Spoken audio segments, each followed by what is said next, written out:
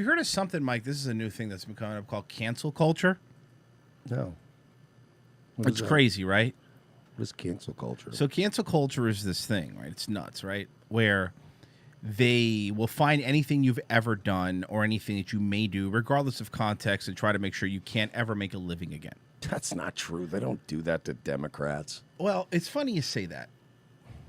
Sarah Silverman, as we've spoken of many times on this show, it's one of probably, if you listen to her old stuff, when Jimmy Kimmel used to write stuff for her, probably one of the raunchiest, very raunchy comedians. She really was. I mean, talk about jokes, race jokes, all kind of jokes.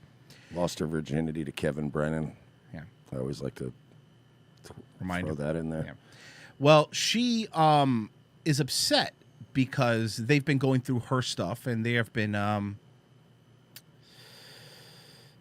not happy with stuff that she's found. Now, this culture that she's helped build by calling everybody racist and everybody who ever make a joke, if they're white, they're racist and all that stuff, is a little upset. So here's a little clip from, I think, forgot what show she was on. It doesn't really matter. So she's worried about getting canceled because they're digging into her past? Yeah. Has anyone told her she's... Well, I mean, I think she knows. Her name's Silverman. Okay, so she's fine. What are you whining about? It's the absolutistness of the party I am in that is such a turnoff to me. The party that you helped push, the party you helped create, the way you got other people kicked off, the way you called other people racist, the way your entire Twitter is saying how white people are bad. So basically, it was funny when it was other people, but now you're getting a taste of it, and it's not fun anymore. Of the party I am in that is such a turnoff to me. It's so fucking elitist. For something called... Is Sarah Silverman calling other people elitist? Mm-hmm. Okay. All right, let's see where this goes. Fucking elitist. For something called progressive, it allows for zero progress. It's all or nothing. No steps toward all or fucking nothing. That you helped create, that you helped build, the person who became famous and then closed the door behind her. Nobody, you and I aren't allowed to make the jokes she used to make. Again, righteousness porn. And I've been thinking about this a lot, just in general. I don't know that I want to be associated with any party. I think I don't want to be associated with any party anymore. Okay, babe, but who are you going to vote for, though? Yeah. Who are you voting for? Sarah? You don't want to be associated, huh? You don't see what's happening is, and we've been saying this since we started the show. The mob might eat your last, but they're going to eat you. And they're doing it now. And see, that's your biggest problem. You helped create this monster. Now you're going back. It's the Bill Maher thing. It's the same thing as the Bill Maher thing, But she's just whining. Was she canceled? Did she lose anything? Or are people just bitching on Twitter? Just bitching on Twitter. So she's... associated with any party anymore. It comes with too much baggage.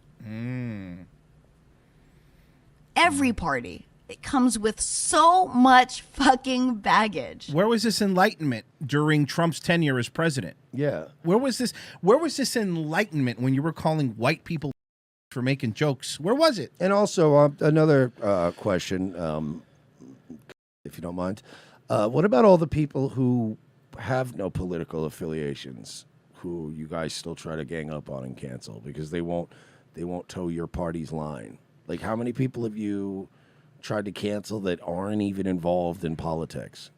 What about when the internet mocked you mercilessly because people were spray painting FiOS things? Remember this in New York? They were spray painting the FiOS thing, and you were taking a picture and saying another poorly drawn. Unironically, by the way, it wasn't a joke. It was literally, it was either that or like the gas company. Yeah, one of when those. they spray paint the street to let you know that they inspected that thing. That no ideas can be taken at face value. And without ideas, what are we? But that's what we were saying. And that's what we have, and a lot of people have been saying.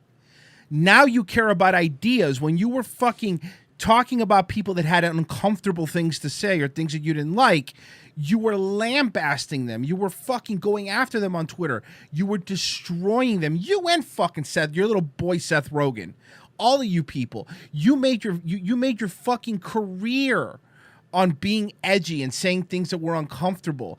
And now you're realizing that you can't do that anymore because of the culture that you helped create. I don't buy it. I don't even think she's realizing that. I don't even think she's making a point. This is a little self-pity party because people were probably saying mean things to her on Twitter.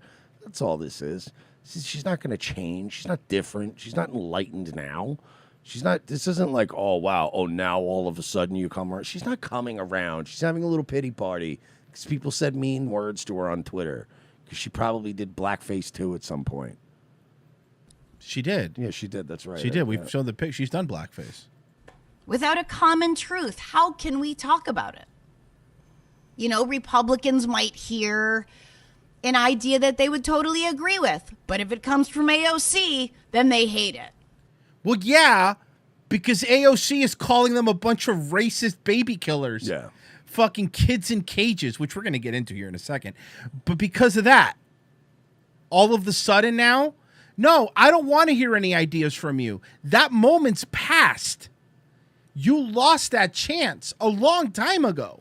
Yeah, and we're not the ones who gave up on being, like, courteous. Mm-hmm. You guys did. Like, you know, but they still want you to believe that, like, Donald Trump was the last straw, and that's when they start. But, like, Donald Trump wasn't the problem. He was a symptom of the problem. Like, he wouldn't have been elected. Again, everybody thinks Donald Trump won. He didn't. These people lost.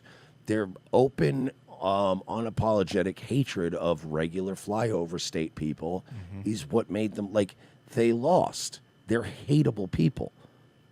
Right. Comes from AOC, then they hate it. And of course, you know, to be honest, when I hear an idea that comes from a Republican, it's suspect to me. Because of the culture you fucking created. Yeah, you guys fostered this attitude, and then now it's too much. You could, you know, it's easy to bag on Republicans, and I think they should be bagged on sometimes. We bag on them plenty. It's easy to bag on Republicans, right? It's easy to do all that. But you were the people that would put your fingers in your ears when we were saying stuff. Look, I always use the gay marriage thing as this point, right? Like, when people were talking about, hey, you know, gays just want to get married, let them get married, you actually had a lot of Republicans on your side. More libertarian-leaning Republicans, but there was a lot of Republicans like, yeah, let them get married. I don't really care. But when it comes to anything that we're saying, or the right wing, for example, is saying, I'm not like saying we, but that the right wing is saying, you are fucking never wanted to hear it. And don't pretend like you're going to start listening to it now. We all put too much shit on this stuff. We no longer are able to be a nation of ideas. You don't get to say that now. The people that have been deplatformed for fucking giving ideas get to say that. You helped get people kicked off of things. You're the one that helped push the narrative. You're the one that were retweeting that are taking over the planet. You don't get to say that, Sarah. Well, yes, she does. Well, I get it. But you know what I mean. They run the show, man. It's not changing. She's not enlightened. Like I said, she had a rough day and she went out and cried on her little podcast. It doesn't mean anything. Nothing. She's not coming to Jesus. She's not having a moment. She's just pissing and moaning like women do. Because they have no self-awareness. You know what I find funny about this is she does a podcast with multiple cameras, but they're all filmed like with the phone not turned. That's the thing I don't understand. Why are all her camera angles like an Instagram video? Because she's Yeah. probably, and